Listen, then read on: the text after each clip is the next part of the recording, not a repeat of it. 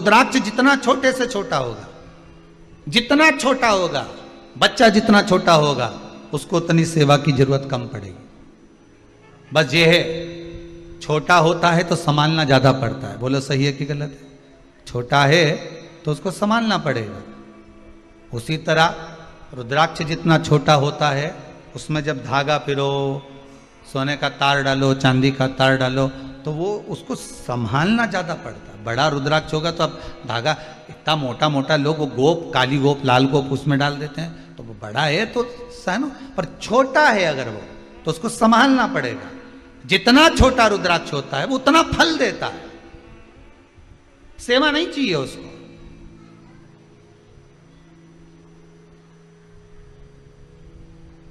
उसको सेवा की बहुत कम जरूरत पड़ती है। शिव पुराण कहती है जितना बड़ा रुद्राक्ष होता है, जितना बड़ा रुद्राक्ष होता है, बेंगलोर से रुद्राक्ष भेजा है, कल अगर प्रयास रहेगा, बहुत बड़ा बनाकर भेजा। शायद इतना बड़ा रुद्राक्ष का दर्शन आप करें कि ना करें पता नहीं, पर प्रयास करेंगे आस्था चैनल के माध्यम से उस रुद्राक्ष का हम आपको दर्शन कराएंगे। एक बड़ा सा रुद्राक्ष उसने पेंडल बनाकर भेजा है भक्त ने कि गुरुदेव धारण करें।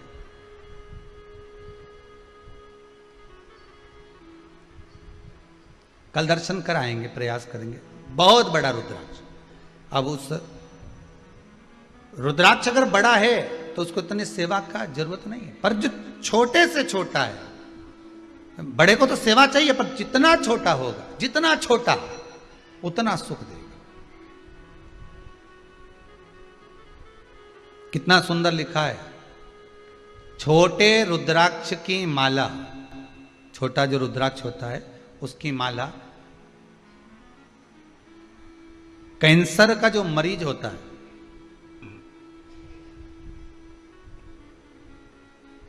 अगर वो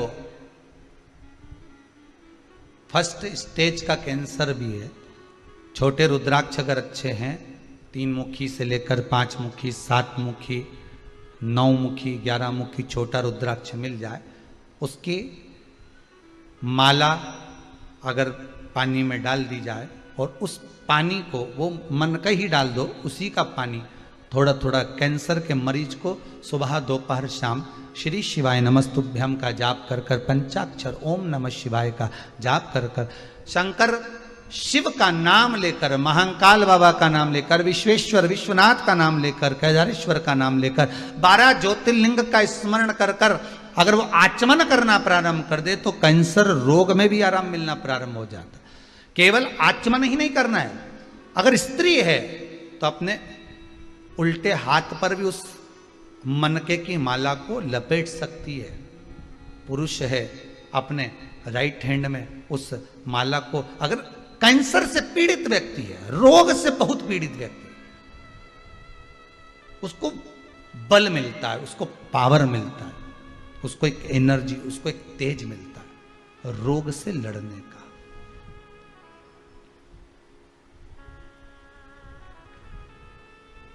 रोग से लड़ने। अब कईयों के मन में आता, गुरुजी क्या स्त्री नारी रुद्राक्ष पहन सकती है? क्यों नहीं पहनेगी? मेरी आद्य शक्ति जगदम्बा, मां गौरा, मां सती, मां उमा, मां कुष्मांडा, चंद्र घंटा स्कंदा, जितनी माताओं का दर्शन करोगे उनके गले में एक रुद्राक्ष की माला जरूर मिलेगी। अगर गले में नहीं मिली, हस्त कमल पर मिलेगी। हस्त कमल पर नहीं मिली तो कहीं ना कहीं उनके पास में उस रुद्राक्ष की महत्वता है। बस एक अंतर है, तुलसी की माला हम पहनते हैं तो उसमें मन के कितने होते हैं? जम के बोलिए जरा। 108। रुद्राक्ष की माला हम पहनते हैं, उसमें समता के मन के नहीं होना चाहिए।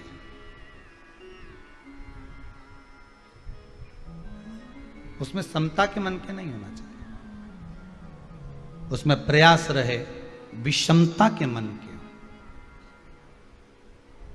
क्यों? उसका क्या कारण है? रुद्राक्ष शिव महापुराण की कथा कहती है कि विषम परिस्थिति में विषमता के मन के उसको भेद देते हैं। ध्यान दीजिएगा, विषम परिस्थिति में व्यक्ति रुद्राक्ष कब पहनता है, व्यक्ति रुद्राक्ष की माला कब धारण करता है, व्यक्ति रुद्राक्ष कब पहनेगा? अरे बोलो तो जब उसको कोई तकलीफ आती है, अब महाराज जी बताओ मेरे को तकलीफ है क्या करूं, सातमुखी रुद्राक्ष पहन ले, मेरा व्यापार नहीं चल रहा सातमुखी पहन ले, मेरे को ये शरीर में कष्ट हो रहा है, घुटने दुख रहे हैं, कमर दुख रही, पांचमुखी पहन ले, मेरे यहाँ संतान नहीं नौमुखी पहन ले, मेरे यहाँ ऐसा हो गया 11मुखी पहन ले, ब्लड प्रेशर गड़बड़ हो गया 12मुखी पहन ले। तो ये रुद्राक्ष कब व्यक्ति पहनता है? जब उसको कुछ कष्ट होता है, मतलब विषम परिस्थिति है उसकी विषम परिस्थिति है, तब वो रुद्राक्ष धारण कर रहा है। तो विषम परिस्थिति में विषमता के ही रुद्राक्ष उसका भेद कर देते, उसको भेद देते।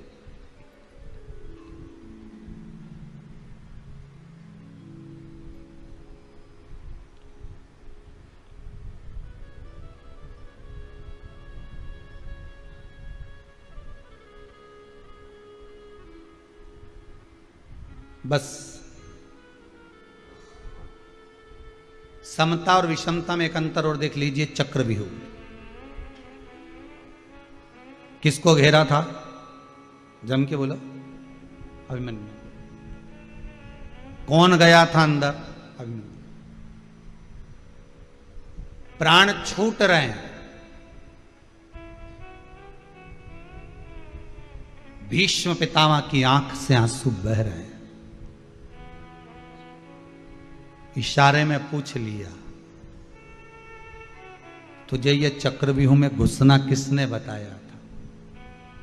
कहा, जब मेरी माता के गर्भ में कष्ट हो रहा था, मेरी माता के उदर में कष्ट हो रहा था, ना मेरी माता को नींद आ रही थी ना मुझे आ रही थी। मेरे पिता चक्रव्यूह की रचना बता रहे थे। मतलब कष्ट में, विषमता में वो सीख गया था कि मुझे अंदर जाना है। पर बाद में समता का जब समय आया, मेरी माता को नींद आई। समता के समय तो विषमता में प्रवेश करना तो सीख गया, पर निकलना नहीं सीख पाया। अगर थोड़ी विषमता और रहती तो भेद कर कर बाहर आ जाता मैं।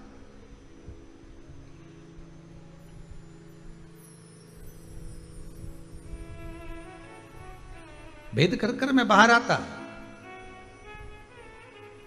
हमारे यहां पर 3 रोटी खाओ तो घर की माताएं कहती थोड़ा आधा टुकड़ा और लेना पड़ेगा, 3 तिगाड़ा काम बिगड़, लो जरा इतना सा टुकड़ा और लो। अच्छा, रसगुल्ला खाते समय तो नहीं बोलती कि तुमने 3 खाया, एक और लो। या सुनार की दुकान पर 3 आइटम लिए हों और मां बोल दे कि नहीं 3 तिगाड़ा, या तो एक और दिलाओ, नहीं तो एक कम का तो बोलेगी नहीं, एक और दिलाओ। मतलब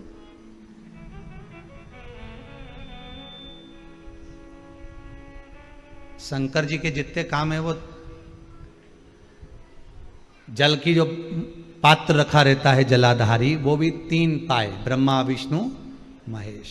ठीक है, ऊपर जो जलाधारी बंदी है उसमें चेन भी 3, त्रिशूल 3, बेलपत्र 3, नयन 3, त्रिपुंड, त्रिलोकी का नाथ।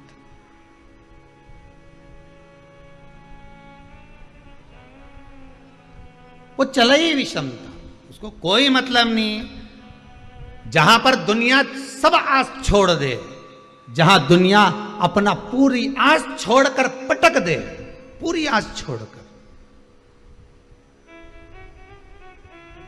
आज कोई एक माता जी आई थी, आप में से भी कुछ लोग शायद होंगे, कुछ लोग खड़े होंगे, तो वो कह रहे थे उनका पति वेंटिलेटर पर पड़ा हुआ है, कुछ प्लेटें मिलेटें घट गई होंगी। तो डॉक्टर ने तो जवाब दे दिया था, मना करा था कि भाई ठीक नहीं है, पर उनका विश्वास देखिए। उस व्यक्ति की पत्नी शिव महापुराण की कथा सुनती थी, आज ही का चरित्र है, और शायद कुछ विभाग में अच्छी पोस्ट पर उनका पद। पत्नी ने कहा बस मैं हॉस्पिटल से मुझे एक बार जाना है कुबेरेश्वर धाम, फिर जो होगा देखा जाएगा। आप में से कोई खड़ा होगा तो उसको मालूम होगा कि वो शब्द थे उनके कि हम 1 किलोमीटर दूर ही रह गए थे और डॉक्टर ने फोन कर कर कहा कि अब अच्छे होने की आस बढ़ गई है। मतलब वो त्रिगुणाकार है, वो त्रिकालदर्शी है, वो त्रिलोकी का नाथ है, वो कैलाशी, वो अविनाशी है। विषम परिस्थिति में विषमता में रहने वाला ही काट सकता है, समता में नहीं। डनलप के गद्दे पे सोने वाले को कह दो कि रात्रि को तुम्हें चौकीदारी करना है, करेगा? अरे बोलो तो सही। पर कांटों पे सोने वालों को कह दो कि आओ यार नींद भी तो नहीं आ रही, जग लूंगा, कर लूंगा, ठीक है। विषम परिस्थिति में रह रहा था तो कर लूंगा।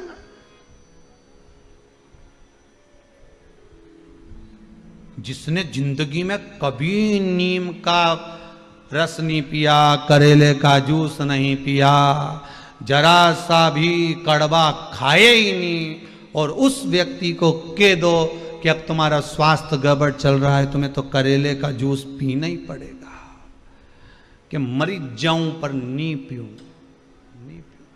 तो मरी जाऊं पर नहीं पीऊं, जब करेले का जूस दे और पिला भी दिया जबरदस्ती तो दे नहीं पीऊं, मरी जाऊं पर नहीं पीऊं। शिव पुराण की कथा कहती है। इसलिए ये जो समय चक्र है ना, ये मनुष्य का जो समय चक्र चलता है ना, ये दोनों चीज दिखाता है, सुख भी दिखाता है, दुख भी दिखाता है। सम परिस्थिति भी दिखाएगा तो विषम परिस्थिति भी दिखाएगा, वो विषमता भी दिखाएगा कि विषमता में हमें जीना कैसे है। पहले खूब रसगुल्ला खा लिया, पेड़ा खा लिया, बहन क्या गए थे राखी बनवाने के लिए तो 2-2 4-4 सोन पपड़ी भी खा गए। अब तो क्या शुगर हो गई, अब कुछ नमकीन हो तो दे दो। नमकीन तो है पर तला हुआ मत दो, ब्लड प्रेशर है, वो भी नहीं चाहिए। अब पहले तो खूब खाया, मतलब सुख का जो समय था, समता का जो समय था, उसमें भोग तो बहुत करा। अब विषम परिस्थिति आई है तो उसमें थोड़ा सा निर्वाह करना सीखो, मत खाओ थोड़ा सा मीठा।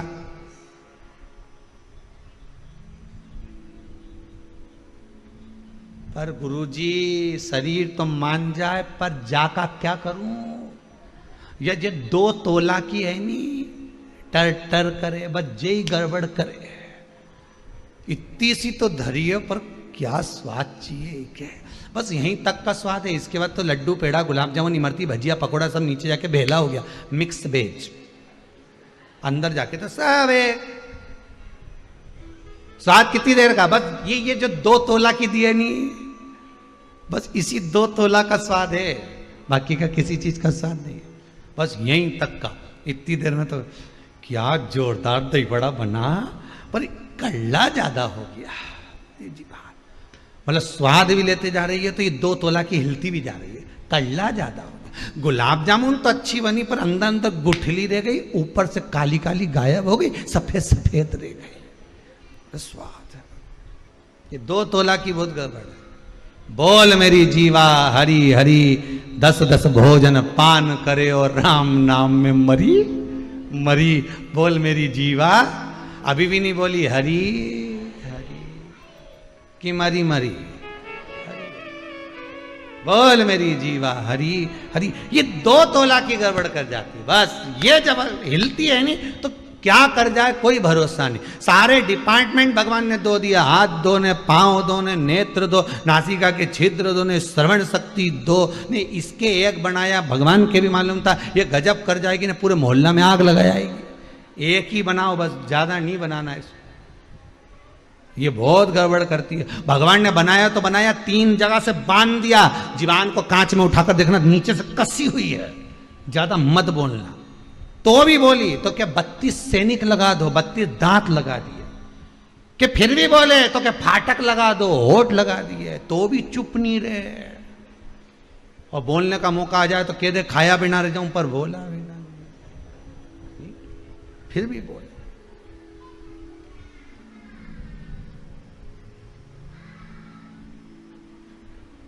एक दिन जिभ्या ने दांतों से कहा, तुम मेरे 32 भाई हो, तुम मुझे कभी मत काटना हो, मैं तुम्हारा हमेशा साथ दूंगी हो। 32 भाइयों ने हाथ जोड़ के किया, बेन जिभ्या हम तो नहीं काटेंगे, पर तू हमारा ध्यान रखना रही हो, तो किसी से आड़ी टेढ़ी मत किया जाए, नहीं तो एक में 32 की 32 भाई निपट जाएगा। हम तेरा ध्यान दे रहे, तू हमारा ध्यान देना। तू एक शब्द बोलेगी ना, उन्हें एक दिया धरके ने 32 निपट के लगा। कहीं नहीं बची आप मुंडा में, सोफा सेट ही पूरा गाया।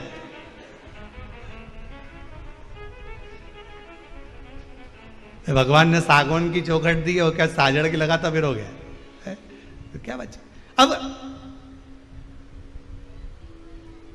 विषम परिस्थिति में विषमता के मन के ही आपको काम कर जाएंगे। शिव जितनी शक्तिपीठ है,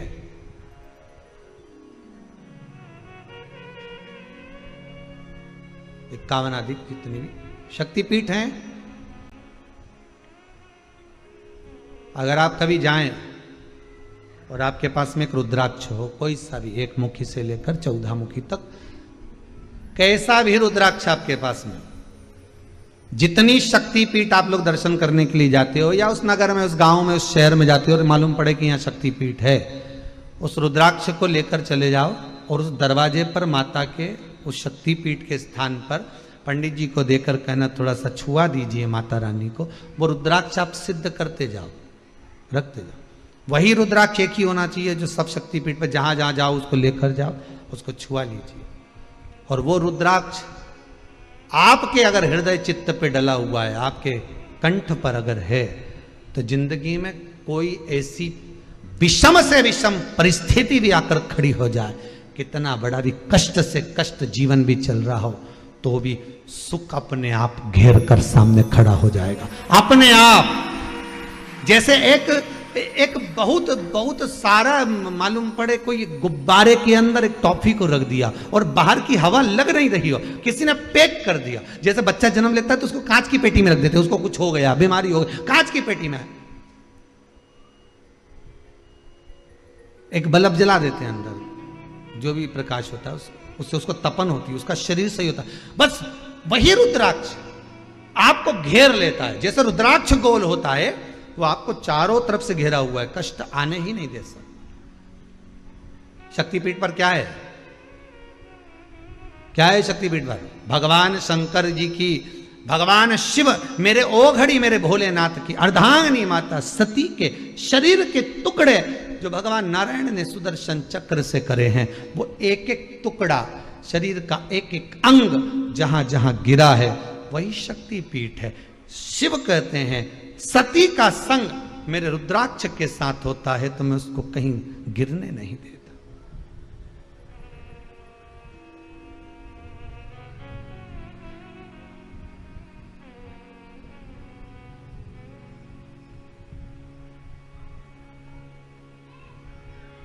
मैं उसको कहीं गिरने नहीं देता।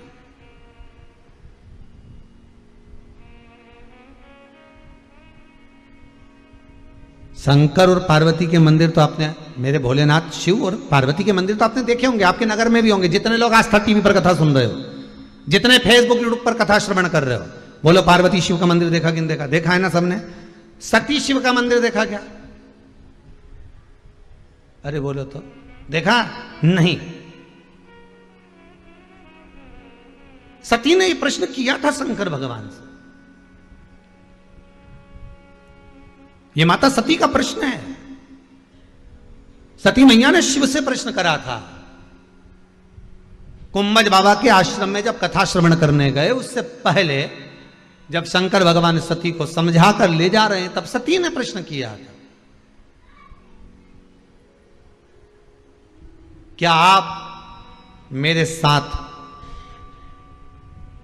संपूर्ण जीवन काल में रहेंगे? शिव कहते हैं मैं अमर हूं, तू अमर नहीं है। मैं अमर और तुम अमर नहीं हो, तुम्हें तो मरना पड़ेगा। ओ प्राण छूटेंगे मेरे? हाँ। फिर कोई ऐसी बूटी नहीं है जिससे मैं अमर हो जाऊं। शंकर भगवान बोले बूटी तो नहीं है, कथा जरूर है। तो क्या कथा से भी कोई अमरता होती है? शंकर भगवान बोले मनुष्य जब पैदा होता है तो उसको ये 2 कटोरे दे दिए जाते हैं अमृत पीने के लिए कि इन्हीं अमृत को पीना है और उस अंदर जाएगा तो तू अमर हो जाएगा। अब पी लो तो अच्छी बात। फिर भी चलते चलते सती ने शब्द कह दिया, मान लो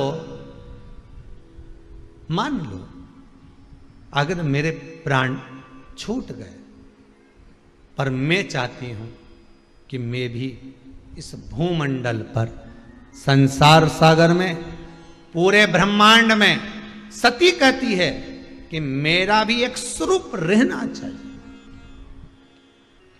मेरा भी एक स्वरूप रहे। आप अगर कृपा करोगे तो ऐसा हो नहीं सकता।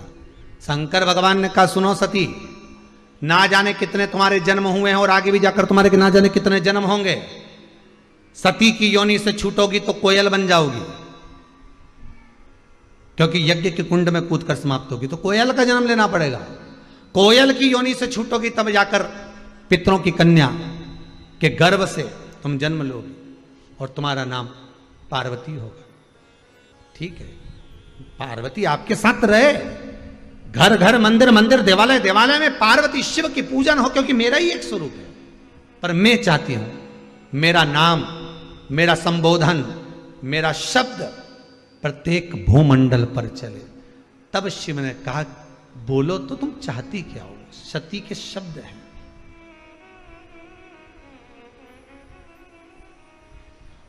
क्या चाहती हो तुम?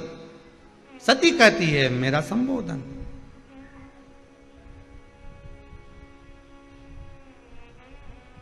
व्यक्ति क्या चाहता है?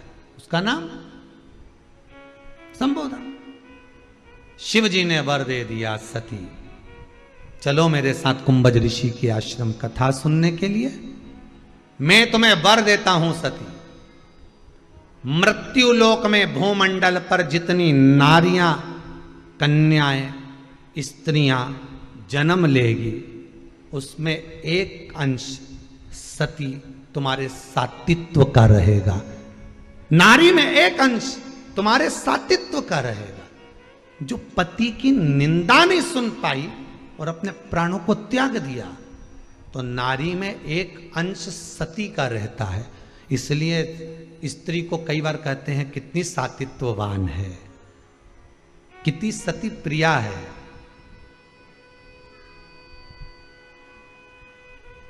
कितनी सातित्ववान है। सती का अंश कब देखा जाता है? स्त्री के स्वरूप में। जब कोई उसके पति की निंदा करे, बुराई करे, अपशब्द कहे, उसके पति पर जब उंगलियां उठाई जाए, हस्तक्षेप किया जाए, ताने दिए जाए, तब सती जैसे पिता के सामने जाकर खड़ी हो गई। अपनी बहनों को नहीं गिना, कि माता को भी नहीं देखा, पिता से, जिस पिता ने सम्मुख में खड़े होकर अपशब्द कहे, सती उनसे कहती है मैं अपने पति के लिए आपको भी नहीं देखूंगी, पर कर कुछ नहीं सकती हूं, क्योंकि तुम मेरे पिता हो, तुम मेरे जनक हो, तुम मेरे जन्मदाता हो। अगर आज बेटी अपने पिता पर अग्नि का प्रहार कर दे तो दुनिया क्या कहेगी पिताजी? सती खड़ी रही। चाहती तो माता सती सब कुछ नष्ट कर देती, पर सुन ना सकी पति की निंदा, इसलिए खुद ही भस्म हो गई। सती का सातित्व है।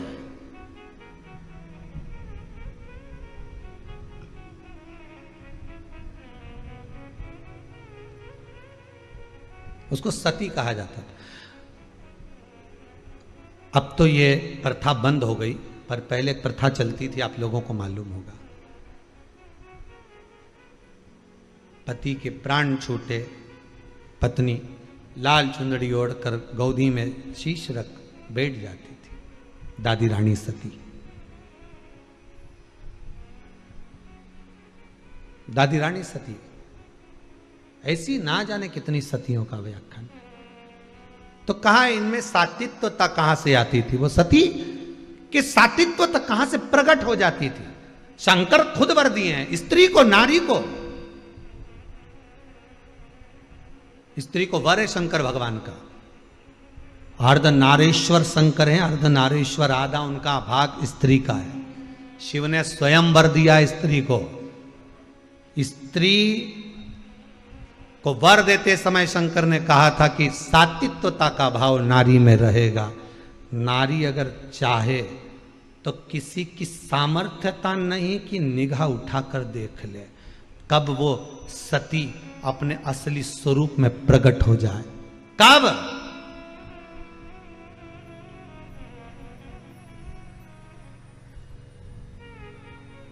आज अपने बच्चों को, आज अपनी बेटियों को पढ़ाने के साथ में, विद्या के साथ में अपनी बेटियों को एक संस्कार और दो।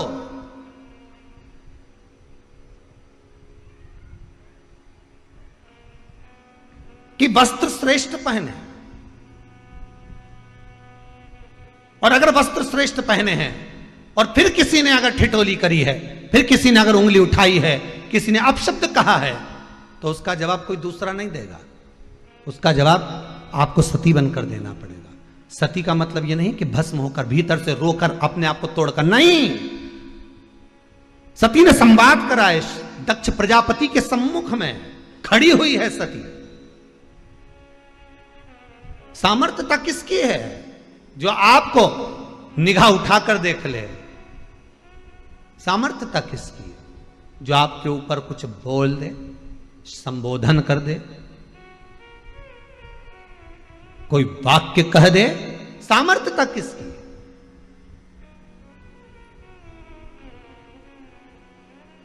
किसकी सामर्थ्य?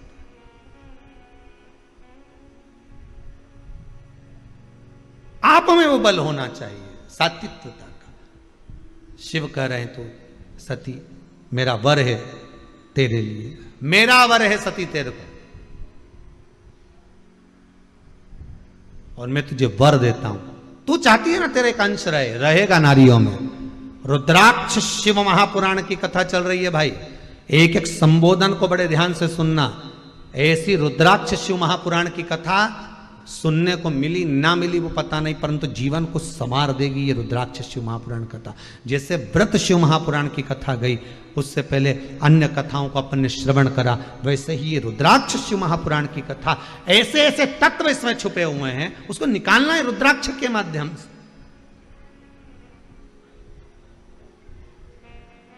उन तत्वों को निकालना है हमको।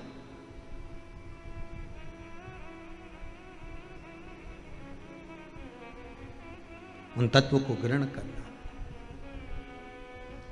कहां सती? सती शिव कह रहे हैं तेरे में वो बल है सती। मृत्यु लोक में जो स्त्री, मृत्यु लोक में जो कन्या, मृत्यु लोक में जो नारी, मृत्यु लोक में जो स्त्री जाएगी, उसको तेरा एक अंश दिया जाएगा, तेरा एक अंश दिया। और मेरा इस भारत की भूमि की सभी माताओं को, सभी बहनों को, सभी बेटियों को, सभी जीजियों को मैं हाथ जोड़कर निवेदन करूं, आप में वो बल छुपा है। किसी की सामर्थ्यता नहीं कि कोई आप पर दृष्टि डाल दे, किसी की सामर्थ्यता नहीं कि कोई आप पर उंगली उठा दे। बस आप सती का भाव अपने भीतर रखिएगा, सात्विकता अपने भीतर रखिएगा।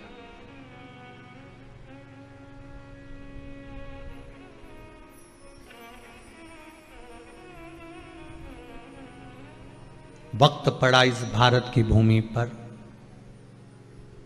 तो झांसी की रानी मां अपने पुत्र को शरीर से लपेट कर तलवार लेकर घोड़े पर सवार होकर निकल गई थी, न नजर आती है। माता अहिल्या पूरे इंदौरी में पूरे मालवा क्षेत्र स्वयं खड़ी थी। वक्त पड़ा, दुर्गावती ने भी साथ दिया। वक्त ये सती का सातित्वता का भाव दर्शाया, सातित्वता का भाव सम्मुख में आया। विषम परिस्थिति में भी नारी आपका साथ देवे तो समझ लेना कि ये सातित्ववान है। विषम परिस्थिति में भी स्त्री आपका साथ देवे, समझ लेना सातित्ववान है। और मालूम पड़े पति को थोड़ा सा भी दुख आया, कर्जा ज्यादा हो गया, कुछ भी नहीं, और पत्नी माई के जाके बैठ जाए, समझ लेना सम परिस्थिति है। बड़ा कठिन, बड़ा विचित्रम। थोड़ा थोड़ा समझिए, आया है बुरा वक्त, थोड़ा दिखाने के लिए आया। बुरा वक्त आता है और एक का नहीं सबका आता है। समय आएगा पर वो कुछ सिखाने के लिए आएगा, कुछ सीख देने के लिए आएगा। सीखना हमको है, समझना हमको है। पिछली कथा का याद कर लो, अपनों में छुपे गिरों को पहचानना और गिरों में छुपे अपनों को पहचानने के लिए बुरा वक्त आता है। हमें अपनों को अपनों में छुपे और गेरों में छुपे अपनों को पहचानना है कि बुरे वक्त में ही दिखाई देंगे ये अपने हैं कि नहीं है, ये पराए हैं कि नहीं। रुद्राक्ष शिव महापुराण की कथा कर रही है। छोटे से छोटा रुद्राक्ष फल देता है और वो फल आनंदित देता है। यशोदा मैया जिस अश्रु के बल पर बेटी के घर में पुत्र लेकर आ जाती हैं, फिर कहूंगा रोने वाला पूर्व में रोया हुआ व्यक्ति ही ये रोए हुए व्यक्ति को चुप करा सकता है, क्योंकि मन की दशा को जानता है। शंकर भगवान के नयन का अश्रु है रुद्राक्ष, इसलिए रुद्राक्ष आपके गले में है, कंठ पर है, हस्त कमल में है, तो वो रोने तो नहीं देगा, बस विश्वास हो और असली हो। अश्रु सब बोल जाते हैं कि क्या कहना चाहते हो, क्या कहना चाह रहे हो। आपके नैनों के अश्रु बोल जाते हैं।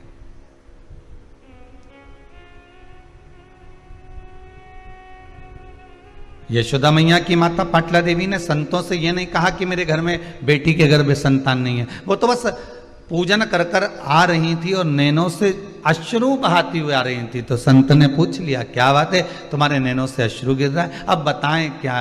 अश्रु ही तो सब बोल रहे हैं ना। अगर हृदय में थोड़ा सा गम होगा, दुख होगा, तो ही तो आंसू निकलेंगे।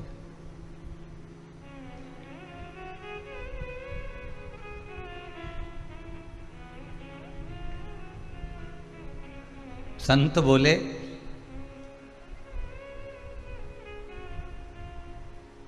अगर नैनों में अश्रु हैं तो अपने परिवारजन को, अपने कुटुंबजन को, अपने हितैषियों को क्यों नहीं बोलते कि आपको तकलीफ है, आपको अश्रु आ रहे हैं। पाटला देवी ने एक बात, माता यशोदा की माता जी ने एक बात बहुत सुंदर कही है, संसार वाले तो आंसू देखकर पोंछ तो देंगे, मना नहीं है, पर जाते जाते कोई शब्द एक ऐसा और कहकर चले जाएंगे, फिर आंसू निकलना प्रारंभ हो जाए।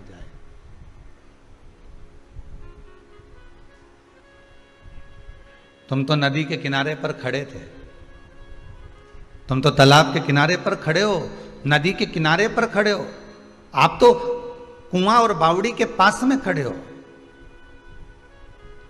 दूसरा कोई आपको धक्का दे ना दे, दूसरा आपको कहीं पीछे से धकेले ना धकेले, पर यह पक्का है कि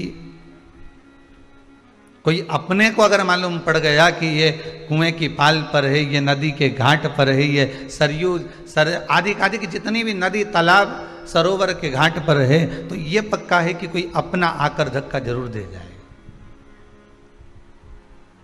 पर यदि देवाधिदेव महादेव में अगर ये मन लगा हुआ है, ये चित्तवृत्ति हम भगवान में लगाकर बैठे हैं, राम में, कृष्ण में, शिव में, भवानी में, जगदम्बा में, दत्त में, आपकी चित्तवृत्ति अगर परमात्मा में लगी है तो धक्का देने वाला भले धक्का दे, पर अगर भगवान का स्मरण कर कर अगर हम गिर भी गए पानी में तो ये पक्का है कि जिसका हम स्मरण कर रहे होते हैं वही हमें हाथ में झेल कर उस तालाब से, उस नदी से बाहर निकाल देता है। जिसका हम स्मरण कर रहे होते हैं, जिसकी भक्ति में हम रमे हुए होते हैं।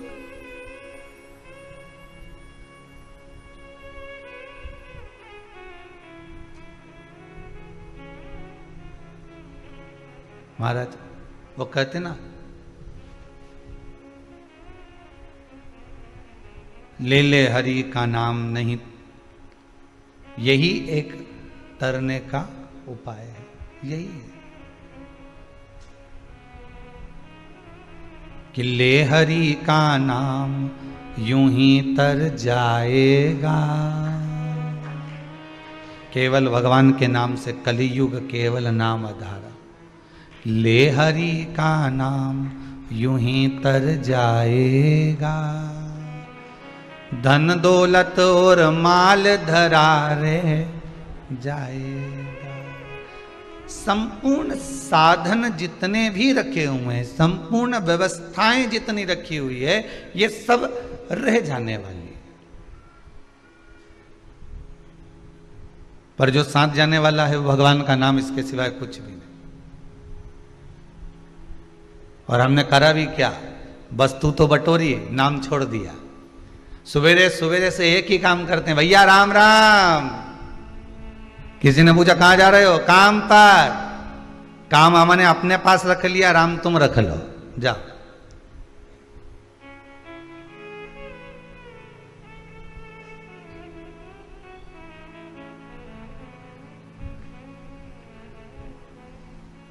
और अगर आप कभी अपने भी प्रयास करा होगा, कोई कोई व्यक्ति जो भगवान की कथा नहीं सुनता, जो भगवान के मंदिर नहीं जाता, जो देवालय नहीं जाता, जो धर्म सत्कर्म नहीं करता, कभी कभी आपने भी प्रयास करा होगा उसको बोलने का, क्यों मंदिर नहीं जाती? 1 बजे से कथा आ रही है, रुद्राक्ष शिव महापुराण की कथा चल रही है, सुनो कथा को। मंदिर नहीं गई तू? जिस व्यक्ति को हम कह रहे हैं कि कथा सुनो, जिस व्यक्ति को हम कह रहे हैं मंदिर जाओ, देवालय जाओ, तीर्थ जाओ, दर्शन करो, भजन करो, कीर्तन करो, नाम जाप करो, वो उल्टा आपको ज्ञान देना चालू कर देगा। अरे क्या करो, पूरा लॉकडाउन बैठ के यही तो करा था। अब अभी अभी तो दुकानें खुली हैं तो थोड़ा सा कमा लें, और मालूम पड़े तीसरी लहर और आ गई। वैसे तो बाबा देव अधिदेव महादेव संभालेगा, वो तो सब उसके हाथ में है। फिर अगर कहीं कुछ हो गया तो इसलिए अभी कमाने का मौका मिला है, कमा ले। हम इसको एकाग्रित कर ले, हम कमा ले, मना नहीं है। खूब कमाओ, डट के कमाओ। हम तो देवाधिदेव महादेव से, कुबेरेश्वर महादेव से, भंडारी से यही कहेंगे कि बाबा अगर इनको 1 देते हो तो इनको 2 दो, खूब दो, कमी मत रखो। पर देने के साथ में इनका मन थोड़ा सा बड़ा करते चले जाना, क्योंकि बिल्डिंग जैसे जैसे बनती चली जाती है, मकान बंगला गाड़ी जैसे जैसे बढ़ते चले जाता है, वैसे वैसे व्यक्ति का दिल मन थोड़ा कंजूसड़ा होते चले जाता है, थोड़ा चित्तवृत्ति थोड़ी कम होती चली जाती। 8-10 फैक्ट्रियां चल रही है, ओ हो 4-6 पेट्रोल पंप है, बहुत बढ़िया। कजन कितनी तो हमने कॉलोनी काट ली, बहुत बढ़िया। इतनी गाड़ियां हैं, एक एक बहू की अलग, बेटा की अलग, ओ बहुत बढ़िया। सेठ भी अलग अलग हैं, हीरा का अलग, कुंदन का अलग, इसका अलग, उसका अलग। हमने कहा बहुत जोरदार। अब उनसे पूछा जाए कि आपने इतना सब कुछ करा, अपने जीवन काल में आपने भगवान का भजन कितना करा, आपने शिव महापुराण की कथा कितनी करवाई, अपने जनमानस के लिए, संसार के लोगों के लिए कोई प्याऊ खुलवाया, संसार के लोगों के लिए कोई मंदिर बनवाया, संसार के लोगों के लिए कोई बाग बगीचा बनवाया, संसार के लोगों के लिए कोई बेलपत्री का पौधा लगाया, संसार के लोगों के लिए कोई शमी का पौधा लगाया, संसार के लिए तुमने किया क्या? ये तो करा तुमने अपनी पत्नी के लिए, ये तो किया तुमने अपने बच्चों के लिए, ये तो किया तुमने अपने परिवार के लिए, अपने कुटुंब के लिए, अपने लिए करा, संसार के लिए क्या करा? कथा, इन कथाओं की लाइन में एक कथा में पहले कहा था, व्यक्ति नहीं बनना हमको, केवल हमको व्यक्तित्ववान बनना। व्यक्ति जब मरता है उसको कोई याद नहीं करता 13 दिन के बाद, और याद करेंगे तो 1 आध महीना करेंगे, 1 आध महीना तो करा मालूम पड़े 5-6 महीना करेंगे, इससे ज्यादा कोई याद करेगा कि तुम्हें? कथा में कहा था पहले भी कि हमें व्यक्ति बनकर नहीं जाना, हमको व्यक्तित्ववान बनकर जाना। व्यक्ति बनकर जाओगे तो घर में केवल एक फोटो टंगा रहेगा और उस पे भी माला प्लास्टिक की चढ़ी रहेगी, 16 श्राद्ध में उतरेगा, कंडा जलाकर उस पे धूप छूटेगी, इससे ज्यादा कुछ नहीं होगा। पर व्यक्ति बनकर गए तो फोटो लगा घर के अंदर, व्यक्ति बनकर गए तो धूप भी छोटी घर के अंदर, व्यक्ति बनकर गए तो माला भी चढ़ी घर के अंदर। पर व्यक्तित्ववान बनकर जाओगे तो कहीं फोटो लगाने की जरूरत नहीं है, क्योंकि व्यक्तित्ववान व्यक्ति जब जाता है तो दिल में फोटो फिट कर चले जाता है, सबके हृदय में फोटो फिट कर जाता है कि ये इनके हृदय में उस व्यक्ति का, उस व्यक्तित्ववान व्यक्ति का फोटो लगा हुआ।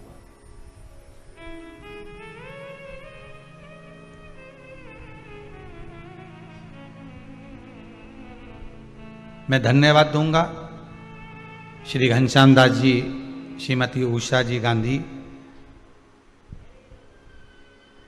खामगांव महाराष्ट्र को, कि धन का सही उपयोग यही है।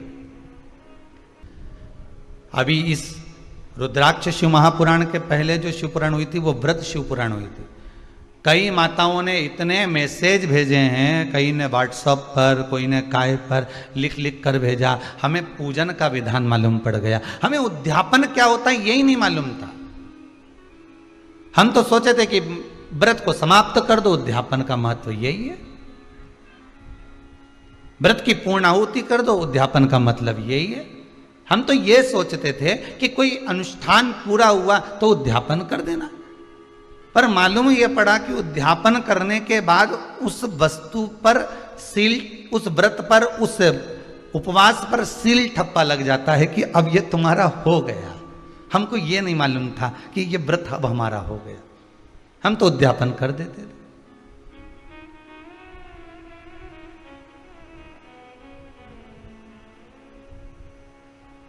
जितने वर्ष की शिवपुराण को उठाना है, एक एक वर्ष की शिवपुराण हमारे यहाँ YouTube पर डली होगी, हमारे चैनल पर डली होगी, उठा उठाकर आप सुनते जाना। प्रत्येक शिव पुराण में आपको कुछ ना कुछ सीखने को मिलेगा, जो हमारी जिंदगी को संवारने के लिए, जो हमारे जीवन को सुधारने के लिए।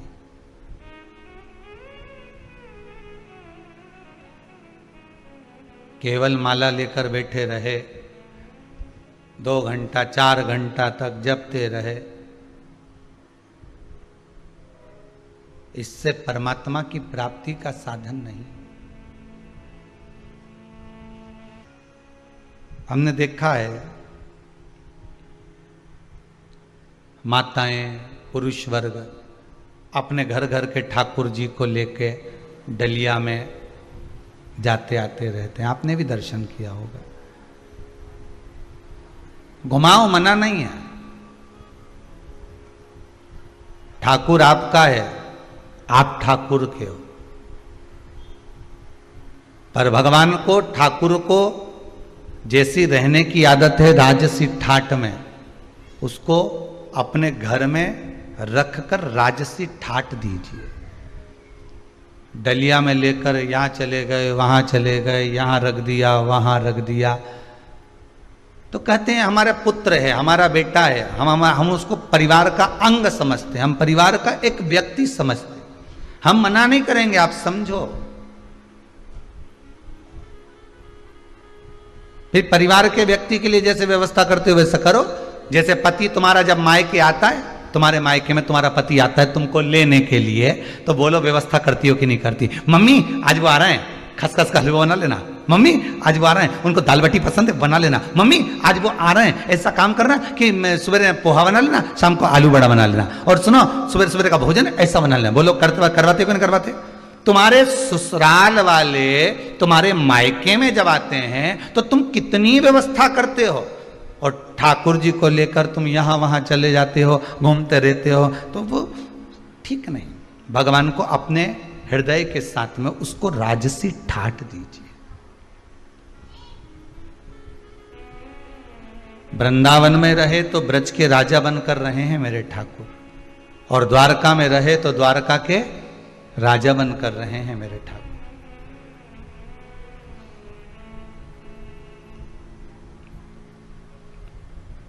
अभी एक बार तो कहा हमने देखा था कहीं पर कि कोई माताएं तो ऐसे राधा कृष्ण थे, उनको एक हाथ में राधा को पकड़ी थी, एक हाथ में कृष्ण को पकड़ी थी और चली जा रही, और सामान खरीदा वो हाथ गाड़ी से, ठेला गाड़ी से, तो राधा कृष्ण को वह ठेले पे धर दिया और सामान ले लिया। सामान लिया, झोला टांग लिया एक हाथ में, मालूम पड़ा ठाकुर जी को तो ले गई, राधा जी को ठेले पे छोड़ गई। फिर याद आया उसको, फिर आई, फिर राधा जी के भी, फिर अभी तक दो हाथ में थे, अब दोनों को एक ही हाथ में उठा लिया। श्रेष्ठता में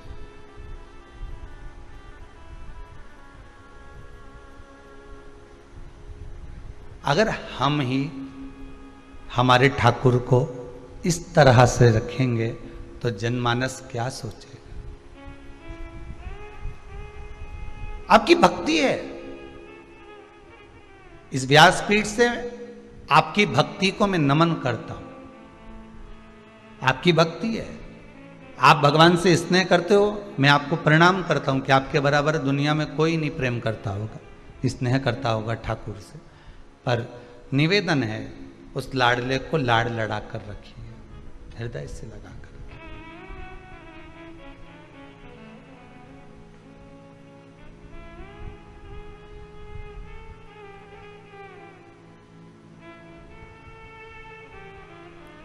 और चित्त वृत्ति में अगर वो समाया है तो फिर क्या सोचेगा। किसी एक माता जी ने पूछा था क्या शंकर भगवान का शिवलिंग घर में रखना जरूरी है। मेरा पति कह रहा है कि शिवलिंग नहीं रखूंगा, मैं कह रही हूं कि मैंने शिव पुराण सुनी है तो शिवलिंग घर में रखूंगी। बहू भी मेरा साथ दे रही है, बेटा भी मेरा साथ दे रहा है, पर मेरा पति मना कर रहा है।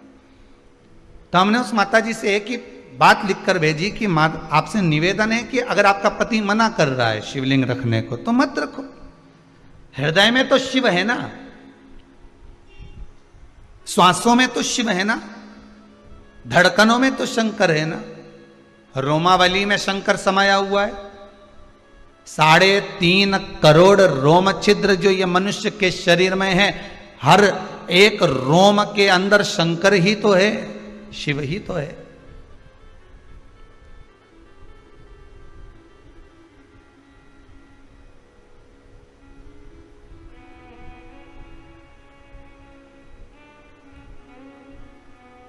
हम नर्मदा जी नहाने गए थे, वहां से शंकर जी लेके आए, इतने बड़े शंकर जी हैं। गुरु जी बताओ कहां रखे। हमने कहा लाने का कौन ने बोला था तेरे को, वो इतने बड़े लेके आई है तो कोई मंदिर की लाई होगी ना। नहीं, वो तो सब ले जा रहे थे तो हमने कहा हम भी ले चले। अच्छा, शिव पुराण कह रही है एक छोटा सा, छोटा मात्र एक तिल बराबर का भी अगर कंकर है तो वो शंकर है। आप उसमें तो भगवान का दर्शन करिए, आप उसमें तो भगवान का दीदार करिए।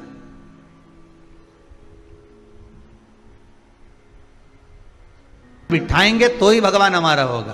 किसी किसी के यहां शादी में, ब्याह में लड्डू गोपाल देते हैं कन्यादान में। अब लड्डू गोपाल जी दे तो देते हैं वो कन्यादान में। अब ईमानदारी की बात है, वो लड्डू गोपाल जी को कन्यादान में किया तो जितने भी लोग उनको लेके गए तो वो जो बर्तन नहीं होते नहीं कन्यादान के, ने हंडा ने बाल्टी ने टंकी ने सब सामान, वो उसी में वो डाल के ले गए। अरे बोलो तो सही है कि गलत है। उसी उनने तो उसको बर्तन समझा, उसी में डाल के ले गए। अब जब शादी हो गई, रिसेप्शन हो गया, 15-20 दिन हो गए, बर्तन का बोरा अभी तक नहीं खुला। 1-1.5 महीना बाद जब बर्तन का बोरा, और अभी भी सास ने कह दिया पड़े रहने दो, इतने तो बर्तन पड़े, करेंगे का। तब बहू ने कहा हो सकता है हमारी मम्मी ने हमको भगवान दिए तो इसमें पड़े होंगे, जरा देख लो ना, मतलब पड़े होंगे, रखे होंगे नहीं, पड़े होंगे, जरा देखो। फिर बर्तन निकाले, उसमें से भगवान निकले। फिर विचार करा, अब हमारे यहाँ तो पहले से बड़ी बहू का भी रखा है, हमारी अम्मा का हाथ का रखा है, 2-2 तो पहले से रखे थे, अब ये छोटी बहू के भी आ गए। अब इनके कहाँ रखेंगे तीसरी जगह में, बताओ जरा। तो पहले बेटी के माता पिता को पूछना था कि आपके घर में जो ठाकुर जी बैठे हैं, हम उनका कोई श्रृंगार बनवा दें, हम उनके चांदी का कोई आभूषण बनवा दें, हम कोई स्वर्ण का आभूषण बनवा दें, या आपके ठाकुर जी को हम छोटी सी चांदी की गाय दान दे देते हैं, आपके ठाकुर जी को हम बंसी बनवा देते हैं, आपके ठाकुर जी को हम पैजनियां बनवा देते हैं, आपके ठाकुर जी को हम कर्णफूल बनवा देते हैं, आपके ठाकुर जी को हम कुछ ऐसा देना चाहते हैं, हमें बता दो, क्योंकि हम अलग से ठाकुर जी देंगे तो मां रखने की जगह तो वैसे ही नहीं होगी, सेवा करे ना करे ठाकुर जी इधर उधर, तो हम आपके ही ठाकुर जी को कोई ऐसा स्नेह तुल्य चीज प्रदान कर दे।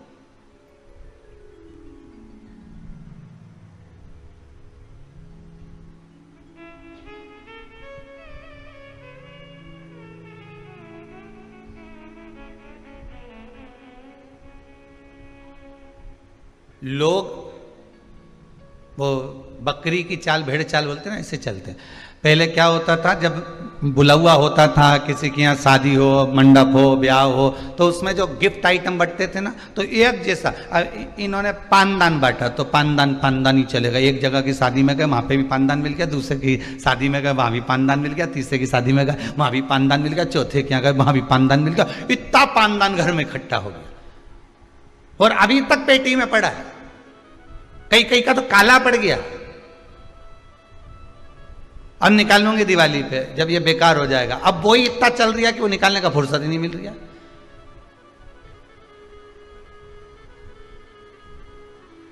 फिर चलो तो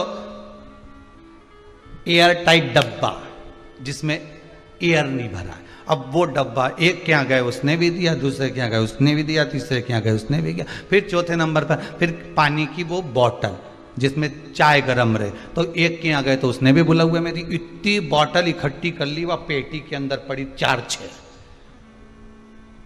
अब ये सोच रही कि अब मैं पैक कर करके किसी को दे दो, नहीं भाई।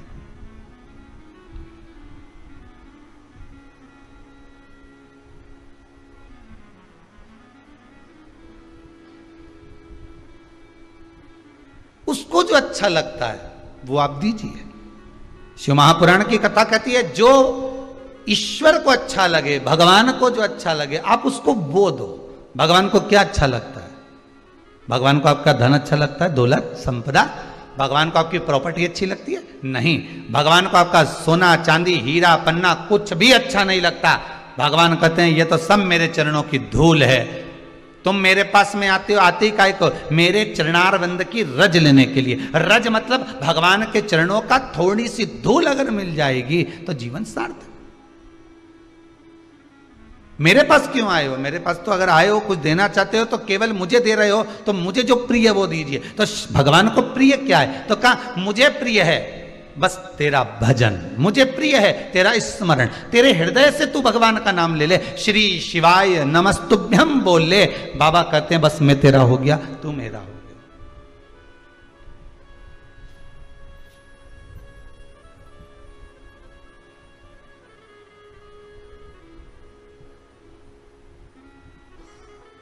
भोले तेरे चरणों की घर धूल जो मिल जाए, सच कहता हूँ भोले तकदीर बदल जाए। भोले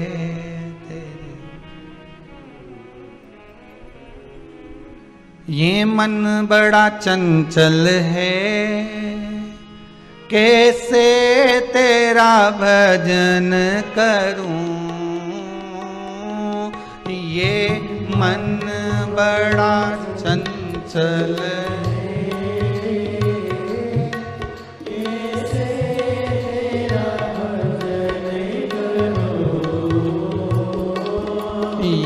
मन बड़ा चंचल है, कैसे तेरा भजन करूं। ताली से बात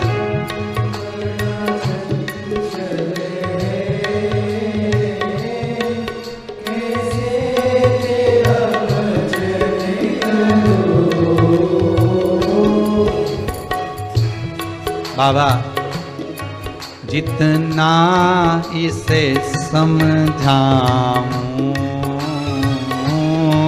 जितना इसे समझाऊं, जितना इसे समझाऊं, जितना इसे समझाऊं, उतना ही मचलता है, जितना इसे समझाऊं। बोले उतना ही मचलता है, भोले तेरे चरणों की,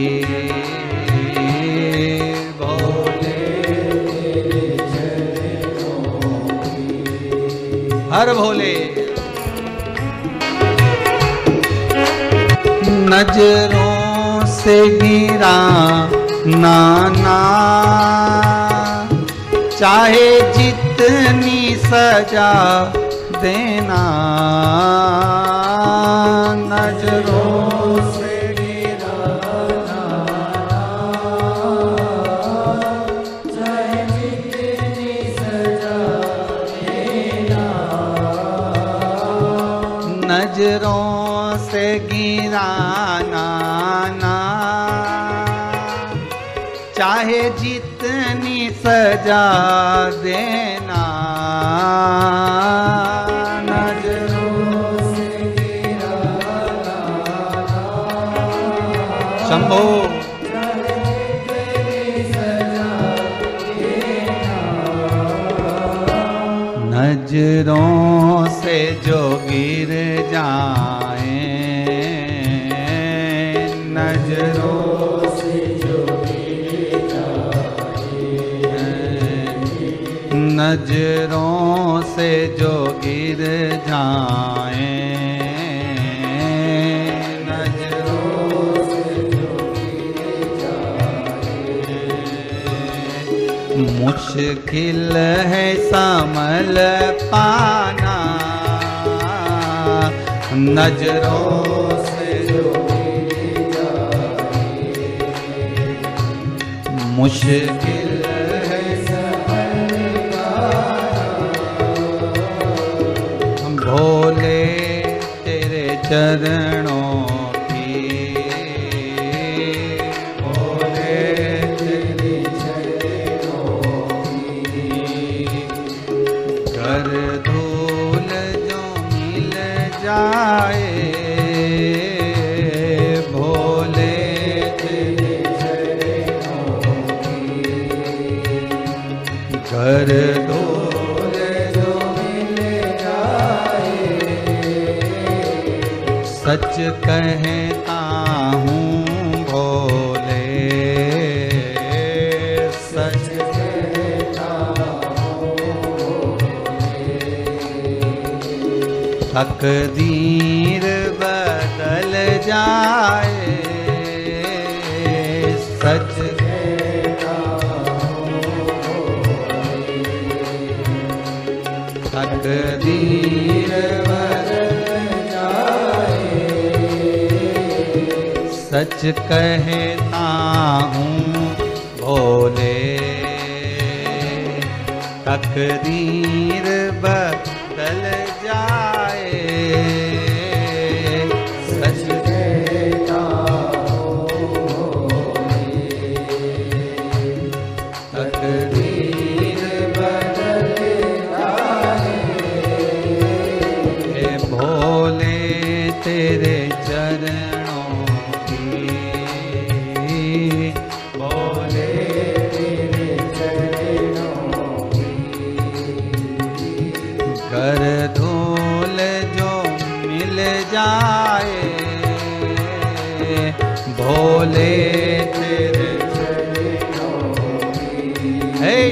का रहे त्रिकालदर्शी कलेश।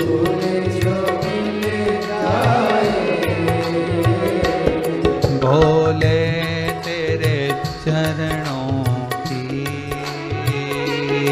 भोले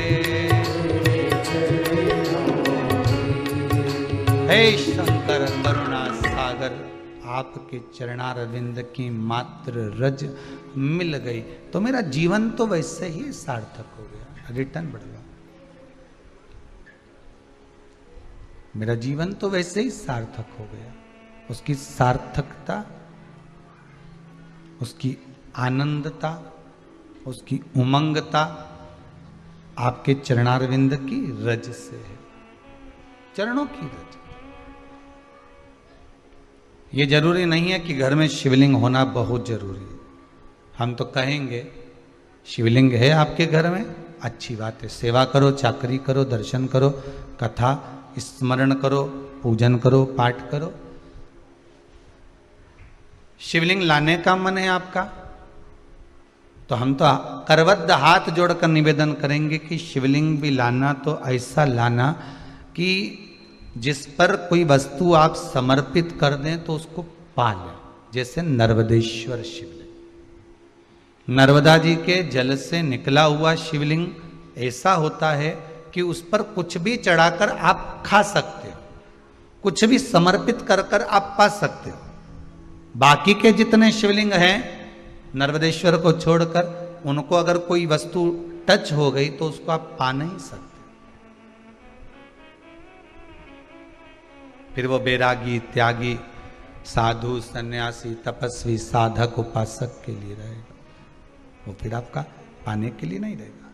वो संत के लिए, साधु के लिए, जिसने अपना घर गृहस्थी परिवार सब छोड़ दिया हो, फिर वो उसका है, फिर उसके लिए।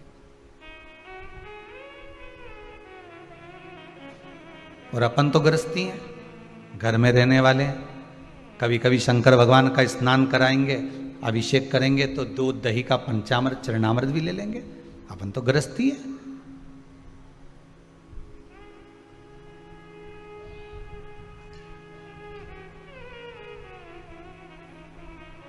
गृहस्थाश्रम में रह रहे हैं तो भगवान का चढ़ा प्रसाद हम पा सकते। पर नर्मदेश्वर शिवलिंग, इसलिए भगवान भूतधिपति भूतेश्वर भगवान शंकर को जो भोग लगाया जाता है, सामने थाली रख दी जाती है सम्मुख में, बाबा के सामने, स्पर्श नहीं हुआ है उसका, दूर रखिए, उसको आप पा सकते हो। यदि स्पर्श हो गया तो फिर किसी साधु को, किसी सन्यासी को, किसी तपस्वी, किसी साधक, किसी उपासक को दिया जाए, जिसने अपना घर परिवार सब छोड़ दिया। रुद्राक्ष शिव महापुराण की कथा चल रही है। भगवान के आंख से आंसू क्यों गिरा, बात वहां पहुंचना। तब रुद्राक्ष का पौधा उत्पन्न होगा, तब जाके रुद्राक्ष उत्पन्न होंगे, एक मुखी से लेके 14 मुखी तक। फिर उसका वृत्तांत वर्णन कई कई जगह पर देखने को मिलता है कि इतना बड़ा रुद्राक्ष, उस पर शेषनाग भी बना है, उस पर शिवलिंग भी बना है। तो ये हमको दिया था, बहुत महंगा लेकर आए। तो ये रुद्राक्ष पर शिवलिंग नहीं होता, शिवलिंग की आकृति शंकर खुद अपने आप बनाता है। उसको घिसकर या सांप को छीलकर या बनाकर ये नहीं बेचा।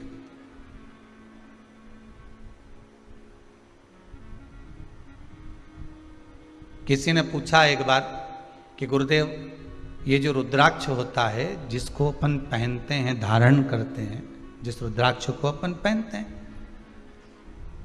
इसको सिद्ध करने का तरीका क्या है?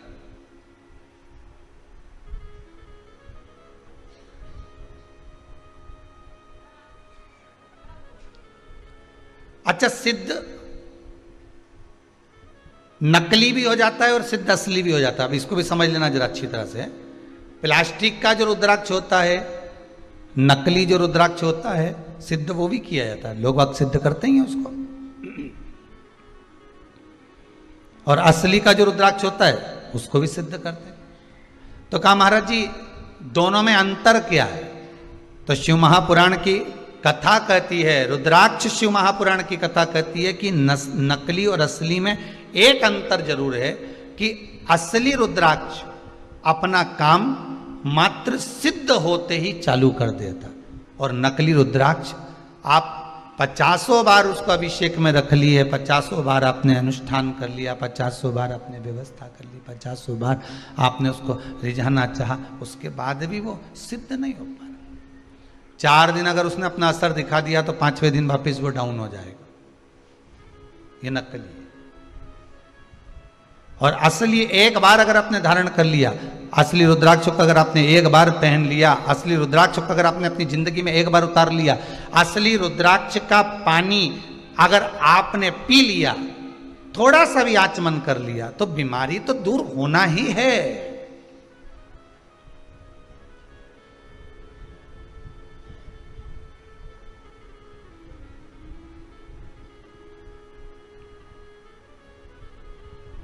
नकली और असली में अंतर यही है। असली रुद्राक्ष को तो सिद्ध करने का एक ही तरीका, जो 14 मुखी तक रुद्राक्ष का जो मंत्र दिया गया है, उस मंत्र का स्मरण कर लो, उस मंत्र का जाप कर लो, उस मंत्र का भगवती स्मरण कर लो। और अगर वो भी नहीं कर सकते तो क्या लिखा है शिव महापुराण में? जिस रुद्राक्ष को आप सिद्ध कर रहे हो, रुद्राक्ष आपके घर में जो रखा हुआ है, उसको सिद्ध करने का एक तरीका और वर्णन किया। 108 बेलपत्र, बेलपत्र की बीच वाली पत्ती, उस पत्ती पर भगवान शंकर का ओमकार, ओम संबोधन चंदन से लिखा, उसको रखते जाइए। 5 बेलपत्र नीचे रख दिए, उसके ऊपर रुद्राक्ष रख दिया। उसके बाद में बाकी की जो 108 बेलपत्र है, आप जो गिनती की चढ़ा रहे हैं, वो उसके ऊपर केवल ओम नमः शिवाय बोलकर भी समर्पित करेंगे। 5 दिन तक ऐसे कैसे ही रखे रहने दो उसको। बस इतना जरूर करना कि उसके सामने कपूर जरूर जलाना, थोड़ा सा कपूर, अर्थात अपन जलाने का मतलब है कि कपूर की आरती कर लो। कर्पूर घोरम करुणावतारम संसार सारम, कपूर उसके सामने 5 दिन तक प्रतिदिन शाम के समय, सुबह के समय पर आप आरती के नुमा उसको अवश्य प्रज्वलित करें। मात्र 5 दिन। 5 दिन के बाद वो बेलपत्री को उठाइए, और उठाने के बाद में आप विसर्जन कर दीजिए। रुद्राक्ष को ओम नमः शिवाय बोलकर या श्री शिवाय नमस्तुभ्यम मंत्र का स्मरण कर कर, या रुद्राक्ष के जो मंत्र हैं, जितना मुखी रुद्राक्ष है उतना मंत्र का, उस मंत्र का जाप कर कर, आगे आएगा चरित कथा में उस मंत्र को बताएं, तो उस मंत्र को भी बोलकर आप उस रुद्राक्ष को धारण करेंगे। वो सिद्ध हो गया। अब ना उसको कहीं अभिषेक में रखने की जरूरत है, अब ना उसको कहीं भभूति लगाने की जरूरत है, और ना उसको किसी तरह से उसमें धूप घुमाने की जरूरत। अब तो तुम्हारे तन पर जब धारण कर लिया तुमने, उस तन पर धारण करने के बाद तुम जब घटकी जिह्वा से शिव का नाम लोगे, आपको पहले कथा में कहा था, एक होता है आ जपा जप, पहले की कथा में निकाल कर देखना। एक होता है जप, जो तुम हाथ से कर रहे हो, मुख से कर रहे हो। एक आजपा जप होता है। आजपा जप किसको कहते हैं? कि जिस दिन से तुम पैदा हुए, माता के गर्भ से जब तुम बाहर निकले और तुम्हारी श्वास जब निकलना, अंदर बाहर होना चालू हो गई, श्वास निकलना प्रारंभ हो गई, उस दिन से तुम्हारा एक जप चालू हो गया, उसको कहते हैं आजपा जप। अर्थात तुम भगवान का नाम लो ना लो, पर तुम्हारी जब श्वास निकलेगी, श्वास में एक शब्द निकलता है, वो ओमकार का निकलता है।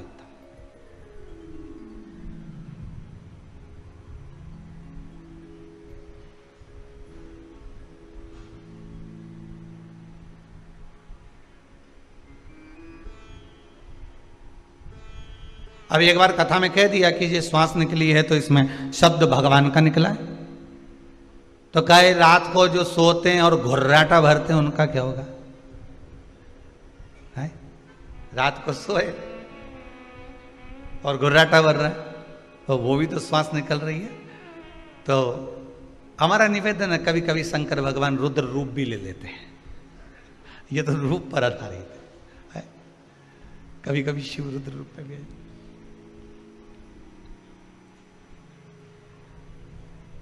महाराज आजपा जप में यही होता है। आजपा जप में आपको मंत्र नहीं बोलना पड़ते, आजपा जप में आपको नाम नहीं लेना पड़ता। आजपा जप तो जिस दिन से हम पैदा हुए, जिस दिन से हम भगवान की भक्ति में डूबे हुए, जिस दिन से हम पैदा हुए हैं, उस दिन से जो श्वास चल रही है वो आजपा जप ही है, वो आजपा जप। श्वास श्वास में ओम रटो, वृथा जन्म मत खोए, ना जाने इस श्वास का फिर आवन होए ना होए। इसलिए जप लो।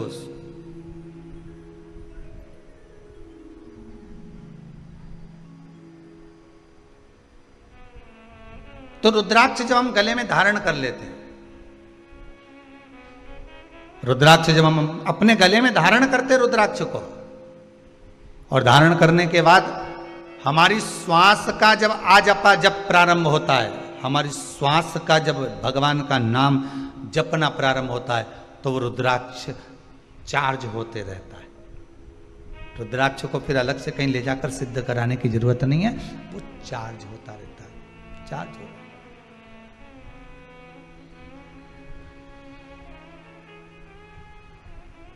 फिर उसको सिद्ध कराने की कहीं जरूरत नहीं पड़ेगी, फिर वो चार्ज हो रहा है अपने आप, अपने आप चल रहा है। घी की कटोरी में रख दिया, उससे भी सिद्ध होता है रुद्राक्ष। घी के पात्र में रखने के बाद भी रुद्राक्ष की सिद्धता आ जाती है, पहले भी कथा में कहा।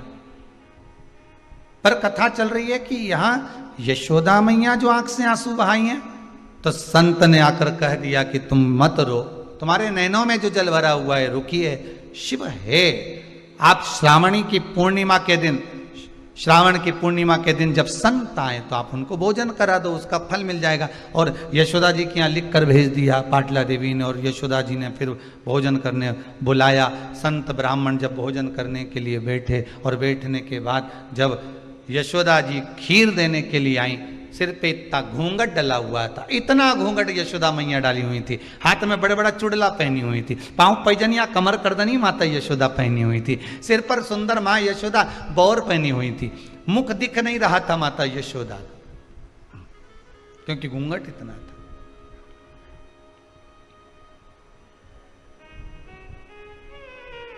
पहले की माताएं करती थी इतना घूंघट, पहले चलता था इतना घूंघट, अब तो धीरे धीरे धीरे धीरे धीरे यहाँ से यहाँ गया, यहाँ से यहाँ गया, यहाँ से यहाँ गया। बच्चा कुचा था, यहाँ आ गया, गया। अब तो बहुएं 2 बार इतना घूंघट करती है। एक बार शादी होकर आती है तब, क्योंकि मुंह दिखाई होती है तो सोने की रकम मिलती है, और दूसरी बार बहुएं घूंघट करती है घर में जब बुढ़ा बुढ़ी मरे तब।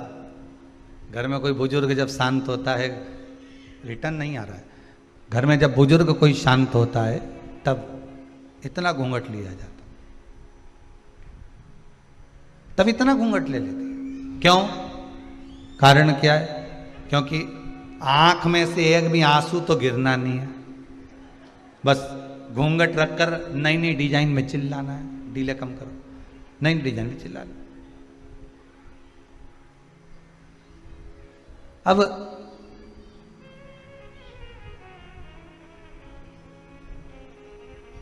लोगों को भी लगे तब घूंघट करके रो रही, कितने अच्छे संस्कार हैं इसके। परंतु मेरा कहना है, ये कहने वाले तो कहते थे, पर जब अम्मा जिंदा थी और तब आके देखती तो घूंघट यहां मिलता, यहां।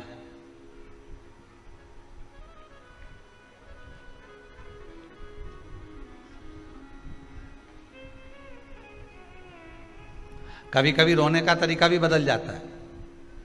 एक व्यक्ति कथा में जाकर बैठा और बैठते से ही जो रोना चालू करा उसने, तो महाराज जी भी चक्कर में पड़ गए कि मैंने रोने की कोई कथा ही नहीं बाची, जब उन्होंने रोने का कुछ बोला ही नहीं तो ये रो क्यों रिया आखिर। और 1 घंटा हुए तो रो ले, यहाँ तो 3 घंटा लगातार रोए जाए रोए जाए रोए जाए रोए जाए। तो कथा जब पूरी हो गई, अक्षतम केशवम हो गया, तब महाराज जी ने उसको अपने पास में बुलाया, भैया इधर आओ जरा। हाँ महाराज जी बोलिए। ये बताओ, हमने कथा में कोई रोने की बात तो बोली नहीं, तो तुम इतना क्यों रो रहे थे? और थोड़ा बहुत रो रहे चल जाए तो अल्लाह अल्लाह के रो रहे, चिल्ला चिल्ला के, तुम इतना क्यों रो रहे थे? अरे महाराज जी हम तुमको क्या बताएं। महाराज जी बोले नहीं बताओ तुम तो क्या बात किया। महाराज जी बात इतनी सी है, हमारे पास में एक पाड़ा था, तो वो 3 घंटे तक टर टर टर करता रहा, आखिरी में वे जिंदा रिया ही नहीं, मर गया। हमको भी रोना इसलिए आ रहा है कि तुम भी 3 घंटे से पाड़े जैसे टर टर कर रहे हैं। अब हमें टेंशन ये है कि पाड़ा निपट गया, कहीं तुम नहीं निपट गया। तो जो नहीं समझे आंसू की कीमत, जो नहीं समझ पाए कि आंसू है क्या, वो तो लगे कि हाँ, पाड़ा और महाराज एक जैसा दिखे कि 3 घंटा टर टर कर। पर नहीं,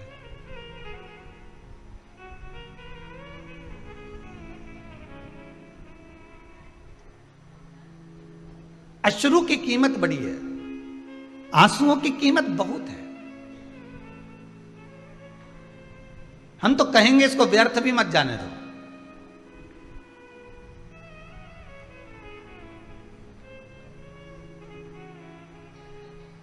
रो तो उस परमात्मा के लिए रो, संसार के मनुष्य के लिए रोना उत्तम नहीं है। रो तो उसके लिए रो जो दुनिया के लिए कुछ कर कर गया, जो स्वयं खा खा के जोड़ जोड़ के खुद का ही मर गया, उसके लिए क्या रोना। ना राम नाम लीनो तूने भरी जवानी, चुल्लू भर पानी में डूब के मर जा। अब इतने बड़े शरीर को तो कुआं भर के पानी चाहिए जब मरे, या कहीं की नदी भरी हो तब मरे। इतना भी पानी नदी में हो तो भी नहीं मरे, इतना बड़ा मनुष्य कहीं मरे?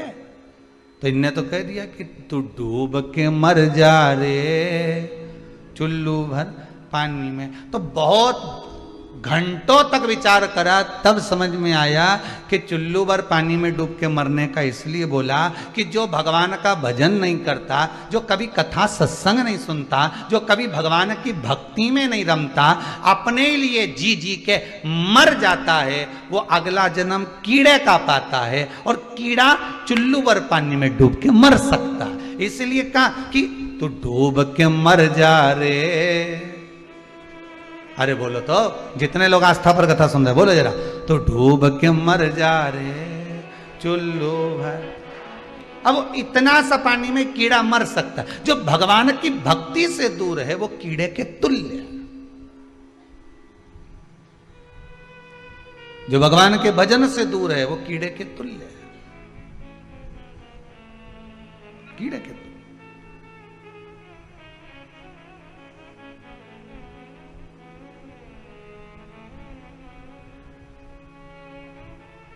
व्यक्ति भगवान के करीब में कब आता है? समय बताइए। व्यक्ति भगवान के करीब में कब आता है? जब सारी दुनिया से ठोकर खा लेता है, सारी दुनिया कि देख लिया संसार हमने, देख लिया संसार हमने, देख लिया, देख लिया संसार हमने, देख लिया, देख लिया संसार हमने, देख लिया, सब मतलब के यार हमने देख लिया, सब मतलब के यार हमने देख लिया, देख लिया संसार हमने, देख लिया, देख लिया संसार हमने, देख लिया, देख लिया संसार हमने, देख लिया, देख लिया संसार हमने, देख लिया। धन निरोगी धन है जब जेब में है तेरे माया, धन निरोग धन जेब में जग तक, धन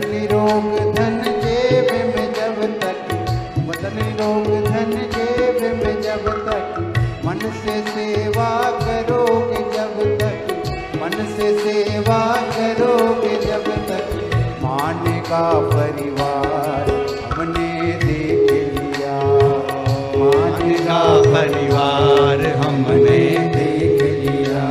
सब मतलब के यार हमने देख लिया, सब मतलब के यार हमने देख लिया। अरे देख लिया संसार हमने देख लिया, देख लिया संसार हमने देख लिया। ये संपूर्ण संसार में जितने नजर आ रहे हैं आपको अपने दिखते हैं, पर शिव पुराण कहती है ये सब पूर्व के कर्म के हिस्सेदार, ये पूर्व के कर्म के हिस्सेदार।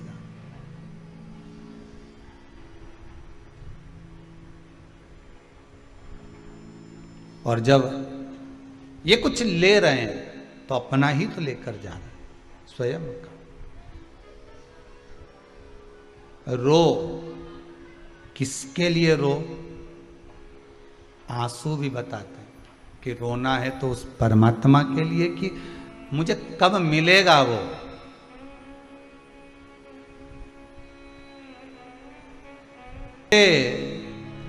श्याम सलोना तुमने ही मुझे पर कर दिया तो ना, कर दिया तो ना, मेरी अखियां तुम्हीं से लड़ी।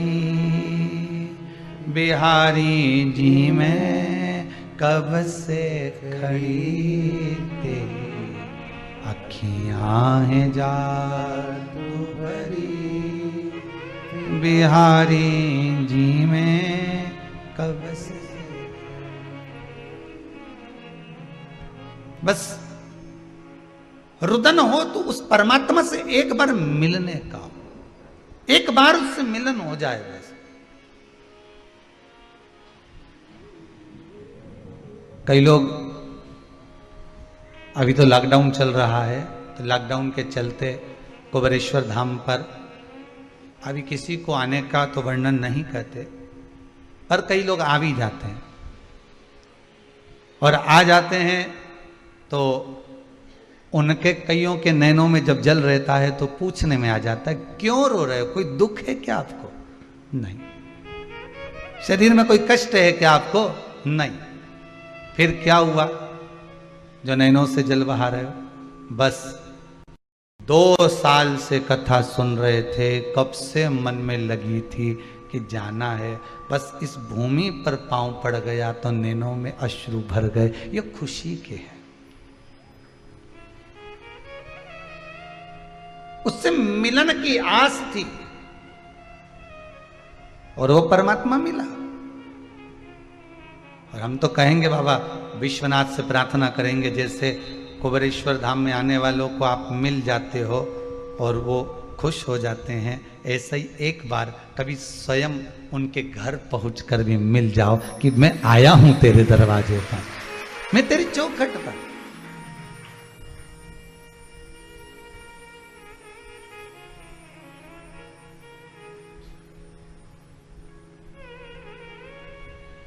मैंने सारे सहारे छोड़ दिए, बस तेरा सहारा काफी है। रुदन के अश्रु भी कहते हैं कि रोना भी किसके सामने, और रुदन हो भी तो कहां पर?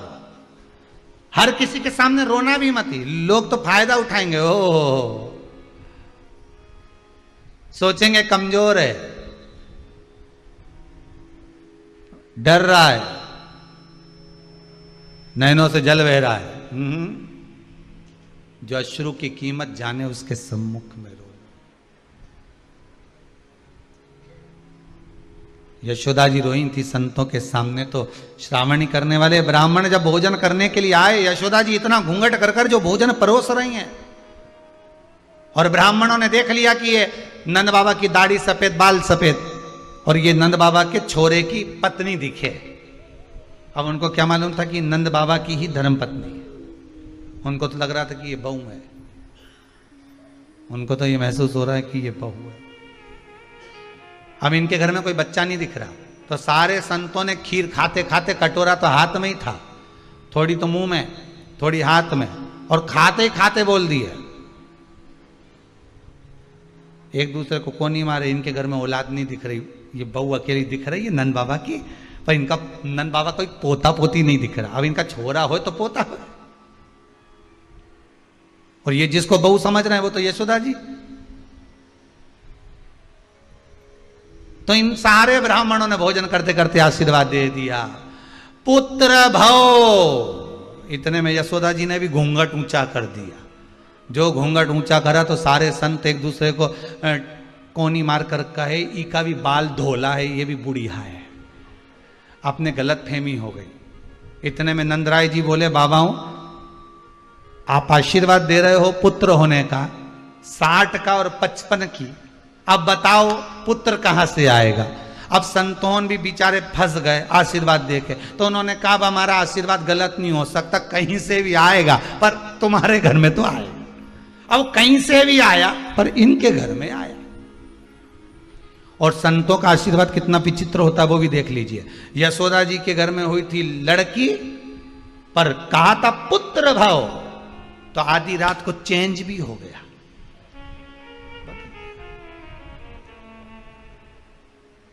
चमत्कार सा हो गया, लोगों हो गई बात निराली। रात ही रात में नंद बाबा की दाढ़ी हो गई काली। ना जाने किस ऋषि मुनि ने धागा हाथ लपेटा, कि नंद घर अनहोनी हो गई, बेटी हो गया बेटा। ये चमत्कार नहीं तो और क्या है।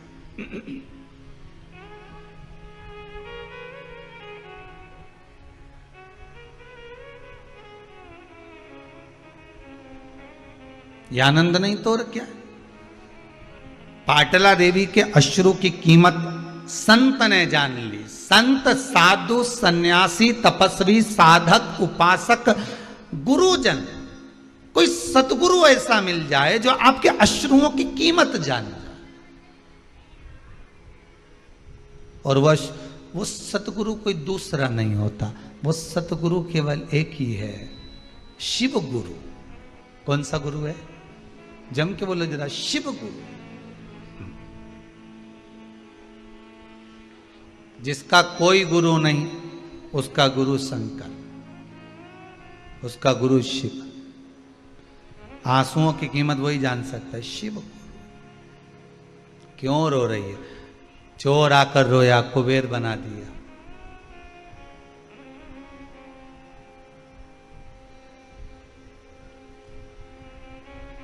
घोषमा की आंख में आंसू था, बेटा जीवित कर कर पहुंचा दिया। अश्रु देखिए। ब्राह्मण रोए दूषण नाम के राक्षस के लिए, महाकाल प्रकट हो गए।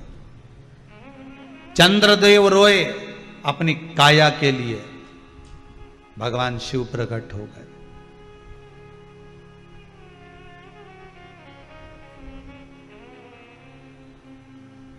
ब्राह्मणों ने तप साधना करी, दारुक नाम के राक्षस को मारने के लिए शिव प्रकट हो गए।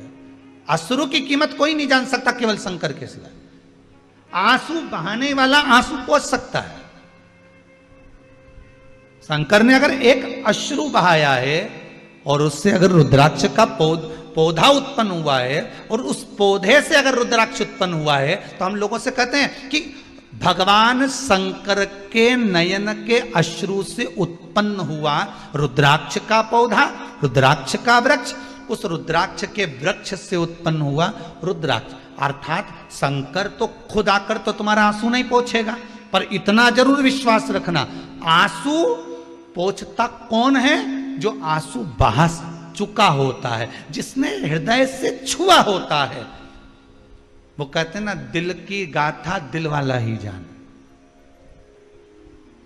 हृदय की गाथा हृदय वाला ही जानता।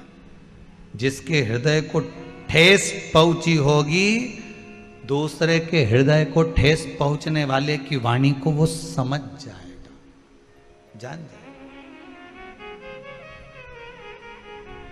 शंकर भगवान को कितनी हृदय में ठेस पहुंची होगी वो भी देख लीजिए जरा।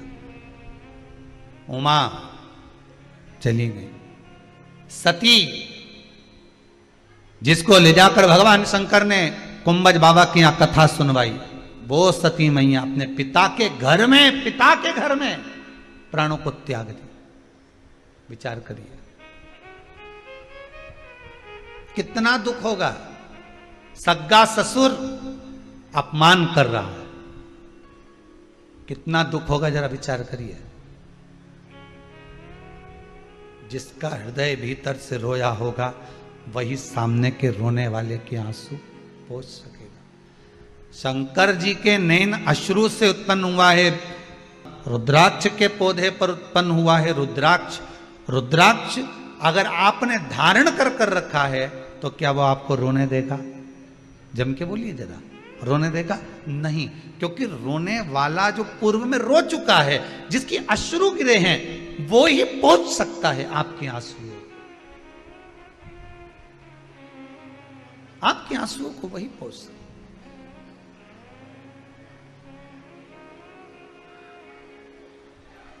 बस वही जान सकता। इसलिए कहा था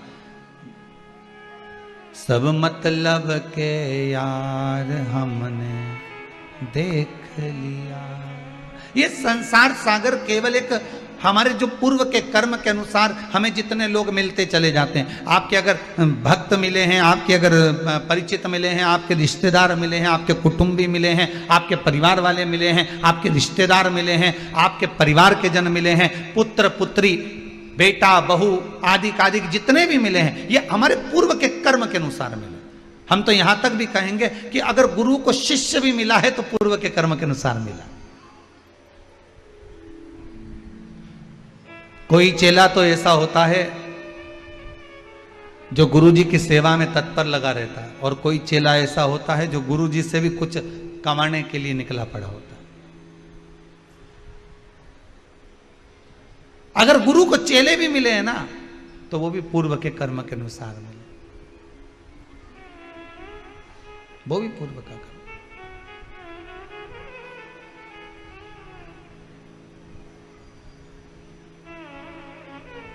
रुद्राक्ष बहुत छोटा है, एक बड़ा मन का भी होता है, इतना बड़ा, और शिव पुराण कहती है मन का तो इतना बड़ा भी होता है, उससे भी छोटा, उससे भी छोटा, उससे भी छोटा, उससे भी छोटा। जितना रुद्राक्ष छोटा होता है उतना ज्यादा फल देता है। क्यों?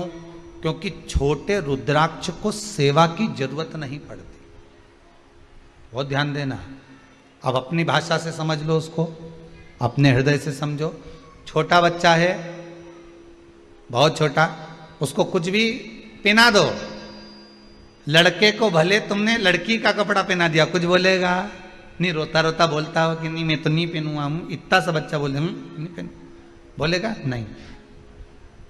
थोड़ी देर आपने उसको दूध पिला दिया, कुछ खिला दिया, पटक दिया पलने के अंदर, पड़ा हुआ है, खेल रहा है, फिर उसको भूख लगेगी तभी रोएगा। जितना छोटा होता, छोटे बच्चे को इतनी सेवा की जरूरत नहीं पड़ती। जब वो बड़ा होते चले जाता है और मां कहे ले ये चड्डा पहन, नहीं पहनूंगा, मेरे को जीन्स चाहिए। पहन रहा है कि नहीं पहन रहा? नहीं पहनू, फिर मैं तेरे को लेके नहीं जाऊंगी नाना के घर, मत जानना, मैं तो नहीं पहन। ले ये पहन ले, नहीं मैं।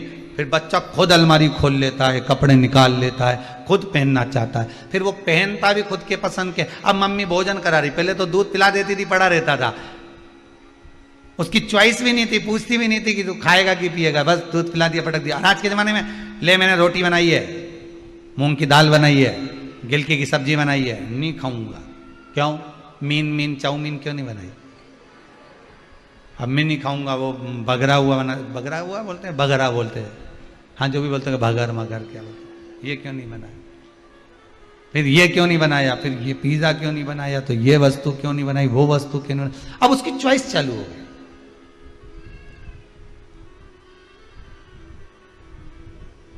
कितना समय है उसका केवल चुनने में निकल जा रहा है, केवल चुनने,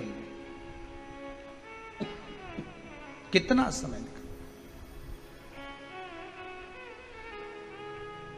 और बड़ा हुआ, फिर कॉलेज चुना, कौन से कॉलेज में पढ़ना, और बड़ा हुआ, फिर नौकरी चुनी, और बड़ा हुआ, फिर कन्या चुनी, उसके बाद कुछ चुनने के लायक नहीं बचा, चुनौतियां सामने खड़ी हो गई, फिर कुछ नहीं चुन रहा है वो। पर पूरी जिंदगी में उसने बचपन में से लेकर जवानी तक, जवानी से लेकर ब्याह तक, ब्याह से अधेड़ी तक, अधेड़ी तक भी वो चुनता रहा, पर उसने चुनने में एक चीज नहीं चुनी कि मुझे देव अधिदेव महादेव को चुनना है। अगर वो मिल गया तो ये सारी चुनौतियां अपने आप हट जाएगी, बस शिव तत्व मुझे मिल जाए। शंकर जी की पूजन करने बैठो और कोई वस्तु अगर रह जाए ना, अरे मेरे घर पे तो फूल तो भूल ही गई, चंदन तो मैं भूल गई, दही लाना तो भूल गई। शंकर जी की पूजन में कुछ ना कुछ वस्तु छूटती जरूर है। तुम भले कितनी भी याद कर लो, चाहे ब्राह्मण से पूरी लिस्ट बनवा लो, फिर भी शिव अभिषेक में, पूजन में वस्तु छूटेगी जरूर।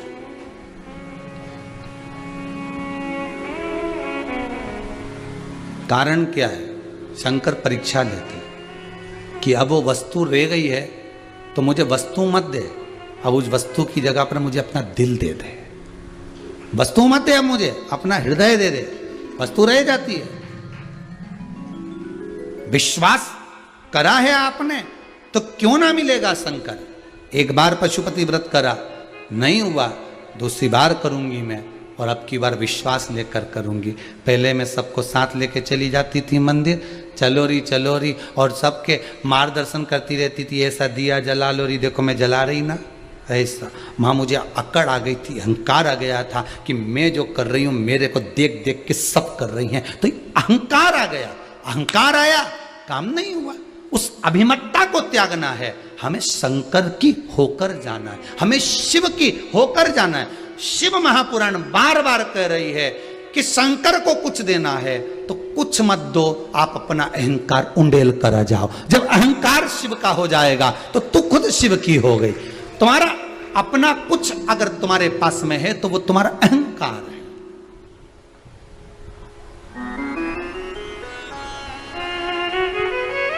वो तुम्हारी अभिमतता, वो तुम्हारा अहंकार, वो तुम्हारा अभिमान है। हम दुनिया की वस्तु शंकर भगवान को दे देते हैं, अहंकार कहां दे के आते हैं?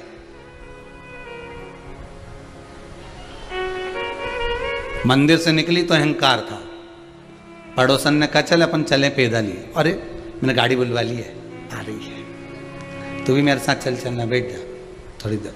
दोनों कुर्सी पे बैठी, गाड़ी आई, बैठ जाओ, चलो ड्राइवर साहब इनके घर तक छोड़ देना इनको, चल। अब गाड़ी में बैठी तो अहंकार आ गया। बहुत सी चीजें हैं शिव पुराण की, छोटी छोटी सी गलती है जिसके कारण बस आप कहते हो कि मैं इतने दिन से पूजन कर रही हूं। कई लोग कहते हैं साहब, एक नहीं हजारों लोग कहते हैं हमने ये व्रत करा, हमने ये पूजन करी, हमने ये अर्चना करी, हम मंदिर जाते हैं, हम अभिषेक करते हैं, हम सावन महीने में पूरी पूजन करते हैं, हम बेलपत्र चढ़ाते हैं, हम ये करते हैं, फिर भगवान हमारी क्यों नहीं सुनता? कारण समझिए कि कारण क्या है। आप आए नहीं, सुबह हो गई, मेरी पूजा की थाली धरी की धरी रह गई, क्यों नहीं आए? पूछते तो महादेव से, तो बाबा भी बता देते पशुपति व्रत करा था इसने, मना नहीं है, सब मैं कर देता, मना नहीं। पर जब मंदिर में आए तो सबसे पहले तो आसन ढूंढे, बैठूं काय पे?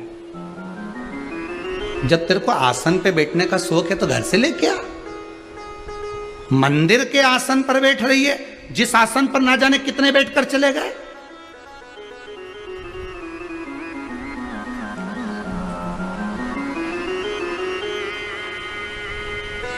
थोड़ा सा जल का छींटा दे देती,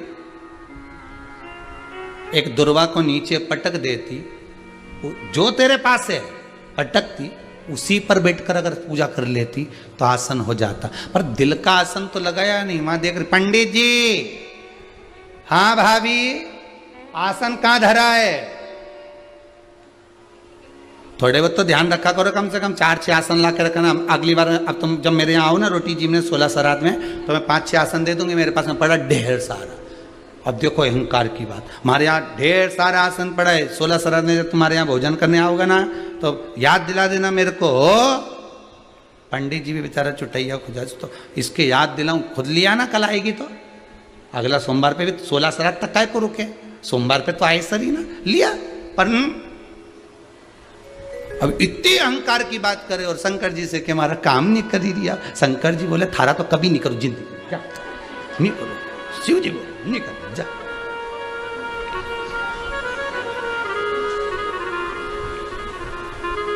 एक बात आपको कहें, अगर अच्छी लगे तो स्वीकार करना, ना लगे तो छोड़ देना।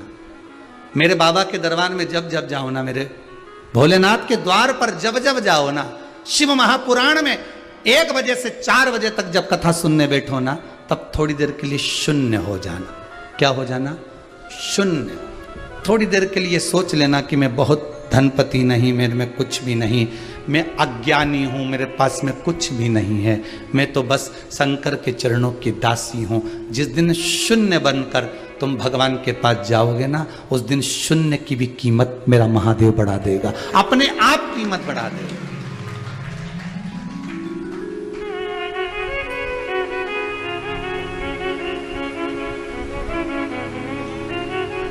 सीखने के लिए एक वो गीत भी है राष्ट्र का, जब जीरो दिया मेरे भारत ने, सीखने के लिए है वो।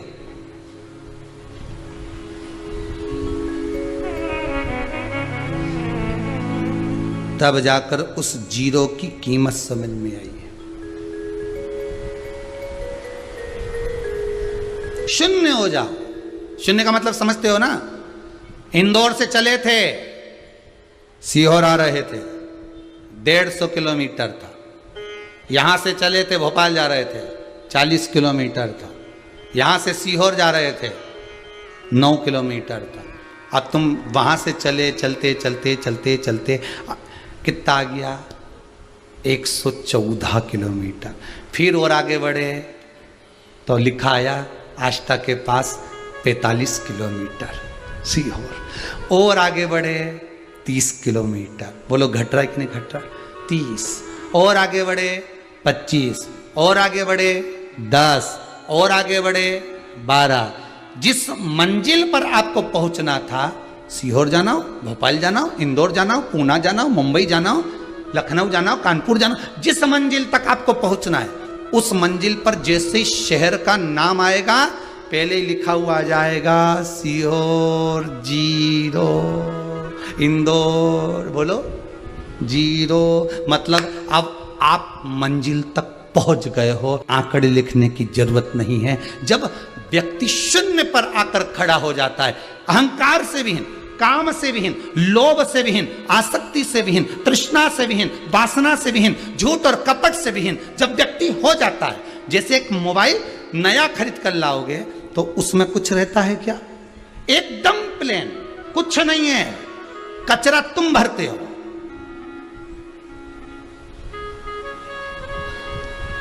मोबाइल एकदम प्लेन है, भगवान ने भी प्लेन भेजा था तुमको, कचरा तुमने भरा।